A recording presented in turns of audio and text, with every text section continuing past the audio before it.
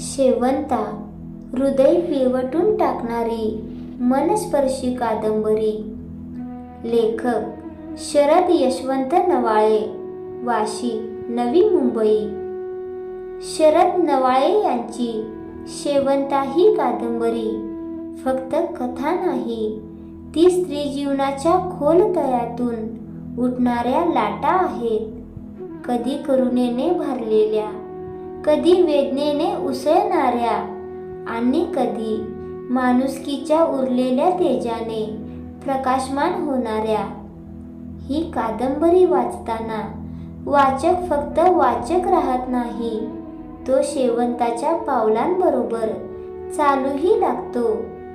तिच्या विवळ श्वासांशी आपले श्वास जोडतो आणि तिच्या तडफडीतून स्वतःचीच वेदना शोधू लागतो.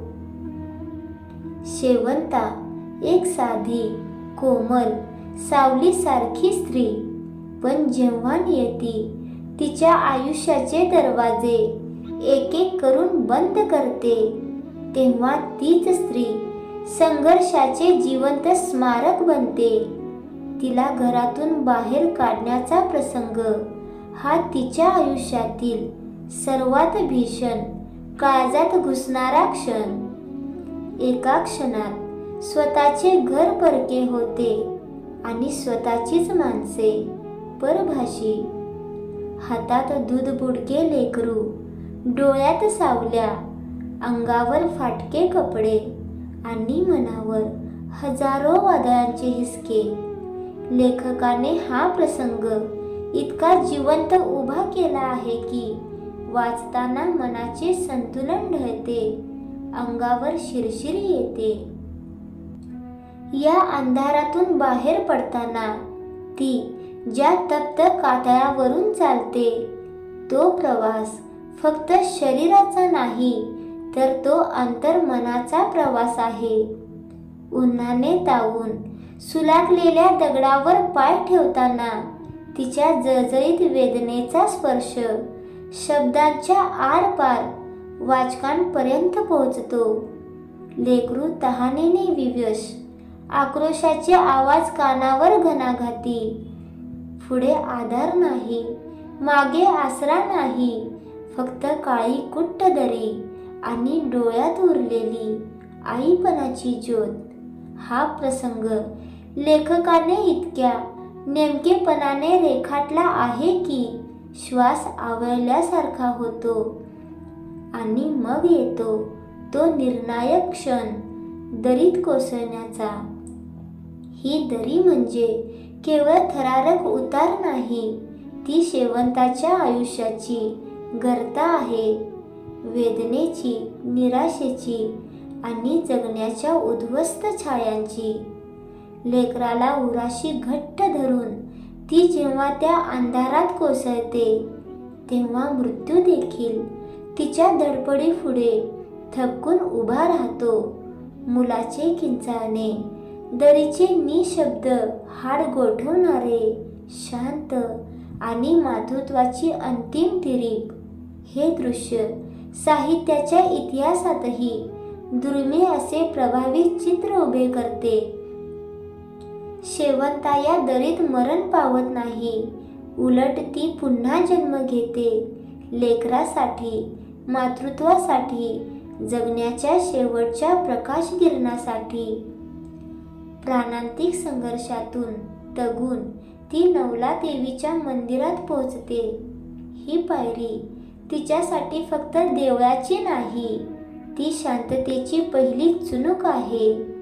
थकलेले पाय, धापा टाकणारे मन आणि कोमजलेले भविष्य, हे सर्व ती देवापुढे ठेवते.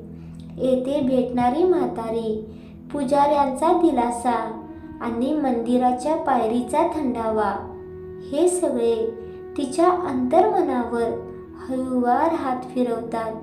स्त्रीच्या सहनशीलतेला युगानयुगे कोंडून ठेवणारा वेदनेचा इतिहासही या ठिकाणी तिच्या डोळ्यातून उघडू पाहतो. इथेच ती शिकते, जखम म्हणजे दुर्बलता नाही, ती पुढच्या प्रवासाची ओळ आहे. परंतु जगण्याचे रणांगण अद्याप उभे आहे. उपाशी मूल, रिकामे हात आणि ओसाड गाव. ती दारोदार भाकरी मागू लागते. हा प्रसंग कादंबरीतील सर्वात जिवंत, हृदय फाडू आणि असह्य क्षण आहे. गावकऱ्यांच्या कटाक्षातील तुच्छतेचा काटा, त्यांच्या हातातील शिळ्या भाकरीचे तुकडे आणि शेवंताच्या नजरेतील न हारणारी जिद्द, हे त्रिकोण एक अशी प्रतिमा तयार करतात की वाचक मनातल्या मनात उभा राहून तिच्यासमोर नतमस्तक होतो. स्त्री किती अपमान सहन करू शकते, किती तुकडे गोळा करून जीवनाचे घास बनवू शकते. लेखकाने या प्रश्नांना अत्यंत प्रखरतेने मांडले आहे आणि तिच्या या भटकंतीत रखमा आजीचे सावलीसारखे मातृत्व, धुळीत घालवलेल्या रात्री, तोंडाला येणारे भुकेचे तडाखे आणि भविष्याच्या ओसाड पायवाटा, हे सर्व शेवंताला मोडण्यासाठी नव्हे तर तावून सलाखून अधिक दृढ करण्यासाठीच येते. आणि शेवटी कात्रा देवीच्या जत्रेत लेकरासाठी मागितलेला एक वडापाव, हा प्रसंग आईपणाच्या इतिहासात अमर होईल असाच आहे. हा घास म्हणजे भूक नव्हे, तो आईच्या वेदनेचा श्लोक आहे. हात पसरतात पण तिचा आत्मसन्मान वाकत नाही, कारण त्या क्षणी ती देवासारखी उंचावते. शेवंता ही केवळ स्त्री नाही, ती वेदनेची कविता आहे, संघर्षाचा पर्व आहे. ती मनुष्यत्वाच्या खोल गर्तेत जाऊनही प्रकाश शोधणारी कस्तुरी आहे. शरद नवाळे यांनी या कादंबरीत उभे केलेले प्रत्येक दृश्य, प्रत्येक शब्द, प्रत्येक आक्रोश हा अनादी काळापर्यंत वाचकांच्या हृदयावर कोरला जाईल. शेवंता ही कथा नाही, ती जखमेचा आवाज आहे. ती न हारणाऱ्या आत्म्याची महागर्जना आहे आणि आईपणाच्या पवित्र वेदनेचे दिव्य महाकाव्य आहे. आईपणाच्या पवित्र वेदनेचे दिव्य महाकाव्य आहे.